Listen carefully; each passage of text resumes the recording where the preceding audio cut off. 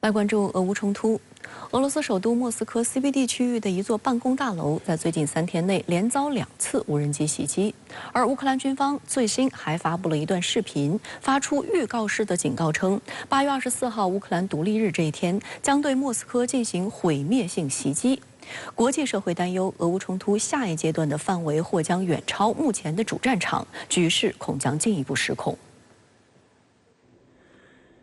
7月31号，乌克兰武装部队在社交媒体发布了一段警告俄罗斯的视频，宣称在未来不到1个月的时间内，乌克兰将对被俄控制的地区及俄多个城市发动袭击，并最终在8月24号乌克兰独立日袭击莫斯科。视频上方有一条标注显示，视频制作者是乌克兰战略通信和信息安全中心。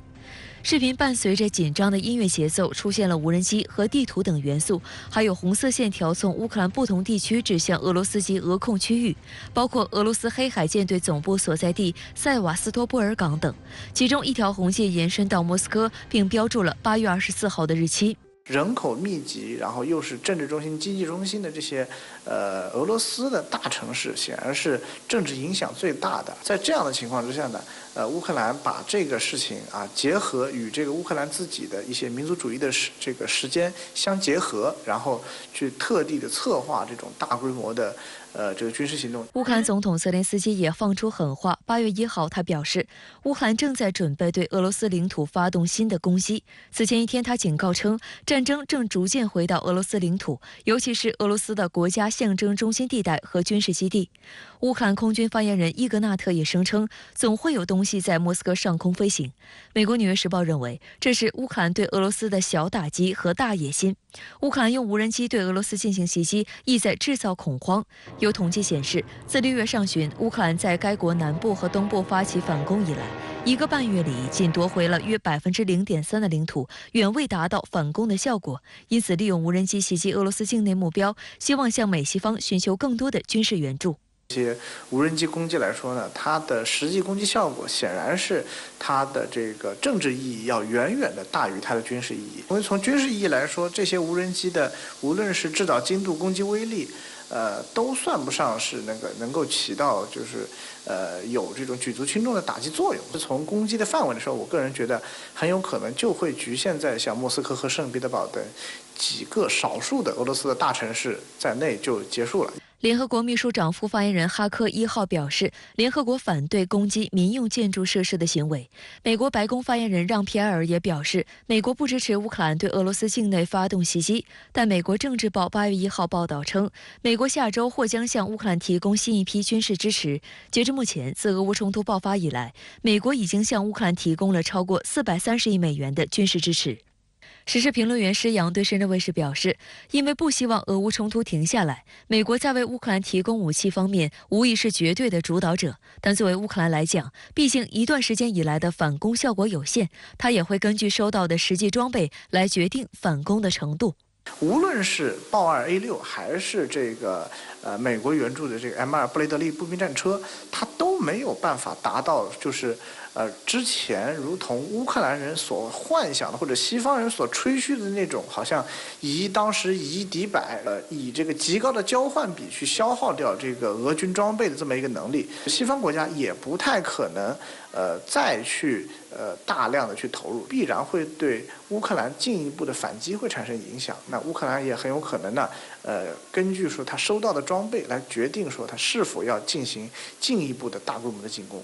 观察显示，对于乌军的无人机和无人艇袭击，俄方已经加强了侦察和反击。公开报道显示，虽然乌克兰的无人机最危险的一次甚至在克里姆林宫屋顶上爆炸，但大多数无人机都遭俄军电磁压制而坠毁，没有产生实质打击。俄军也进行了回击。路透社2号发布消息称，俄罗斯无人机袭击对乌克兰多瑙河港口伊兹梅尔造成严重破坏。报道分析认为，先发制人发起无人机打击是俄军下一步的军事行动重点。俄新社1号报道称，俄武装力量总参谋长格拉西莫夫当天视察了扎波罗热方向集团军前沿指挥所，指示部队集群指挥官注意对乌军进行先发制人打击，并进行反炮兵作战。美西方舆论高度关注俄军是否正在追踪泽连斯基。乌克兰官员表示，俄罗斯7月31号对乌克兰城市克里维里赫发动的导弹袭击，已造成至少4人死亡，数十人受伤，还有几人被埋在废墟下。路透社报道称，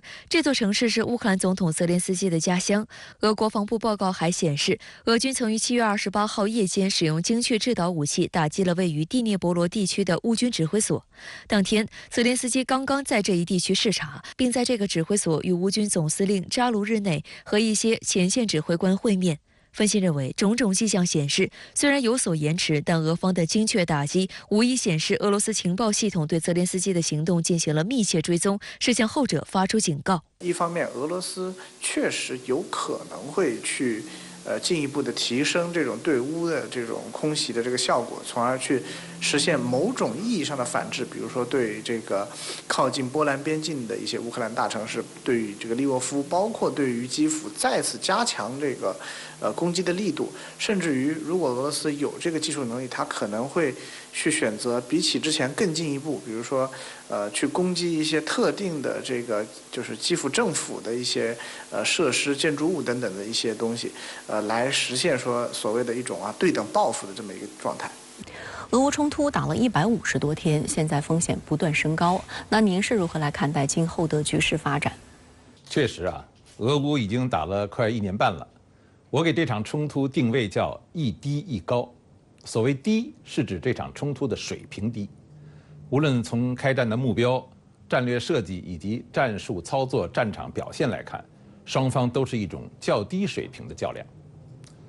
在今后的战争史或者是博弈史上，真的没有什么值得后人学习或者借鉴的，只是留下了一些教训和警示而已。所谓高呢，是指这场冲突的风险还在升高。尤其最近这一段时间，俄乌双方都采用了以升级冲突风险的方式，给对方及国际社会施加压力，为自己今后可能走入谈判时增加筹码。乌克兰最近一段时间2个月的大反攻虽然效果不彰，但还在拼力进行。无人艇攻击克里米亚各类设施，并连续袭击俄罗斯本土；无人机频频袭击莫斯科等地。俄罗斯自然不会示弱，而且这种风险还伴随着各自内部的各种压力，比如乌克兰和北约、美国之间的矛盾，在袭击莫斯科问题上就有明显的表现。北约各国与美国也是同床异梦，俄罗斯国内也是矛盾重重，瓦格纳兵变就是一个突出例证。而且这类私人军事集团和俄罗斯社会矛盾错综复杂，在不断加剧各类冲突。现在俄乌双方不仅是双方之间的冲突有失控风险，而且双方内部也有矛盾失控的可能。我郑重建议，在即将举办的 G20 峰会上，各大国应该就俄乌危机的劝和促谈达成明确共识，并确定时间表和路线图，阐明各方应承担的责任和义务，启动实质性的劝和促谈。俄乌战局已经到了时不我待的临界点，最突出的有2个关键词：第一是要加快速度，立即行动；第二是要联合行动，相向而行。特别是中美等主要大国，美国最近要邀请王毅先生访问美国，正好可以就这些重点话题进行交流，协调看法和行动。最近俄乌战事紧张，平民受到更大的伤害，很多民用设施遭到袭击，特别是黑海运粮协议停止和能源设施受到袭击等等，使得人道主义伤害更为突出。那您是如何来看待这个局面？现在的俄乌战局已经明显超出了军事行动的范畴，双方已经打红了眼，而且越是这样僵持，双方都达不到自己的战术和战略目标，就越会表现出急躁、进退失据的态势。这时，袭击平民、袭击民用设施目标等，就成了一张双方都在用的牌。希望通过袭击对方的交通、能源等民用设施，想办法让对方吃不上饭、睡不好觉、供不上暖、用不上电等，这就使得相互的仇恨对抗更加激化，就更加剧了战场局势的紧张和惨烈，使劝和促谈就更加困难。因此，我倡议应该立即建立一个升级版的人道主义通道，就是把红十字会主持的救济平民的通道扩展为包括最基本人类生存条件，比如粮食、能源等内容，粮食通道一定要保障。中国政府在关于乌克兰危机12点声明中，明确就黑海粮食运粮协议等提出了自己的主张。因为没有粮食，你救了人也没有饭吃啊。美国最近担当安理会的轮值主席也明确提出，最重要的课题就是要关注世界粮食安全问题，这正好和中国的主张不谋而合。美国要邀请王毅主任访美，双方正好可以就这些重点话题进行沟通、协调看法，分别担当起在构建升级版人道主义通道和劝和促谈上的责任和作用。其次呢是能源通道，能源设施被袭击，就使得广大平民的日常生活受到了比战火还要严重的压力和威胁。特别是秋冬季节将至啊，各方应该早做准备，可以把能源与粮食一并纳入人道主义救援通道。人类社会走到今天，不断成熟、不断进步，有一个重要的标志，就是即使在发生冲突或战争的时候，各方也有一个基本的人道主义底线。我们在战场上刀枪相见，但是对待平民应明显有所区别，予以保护。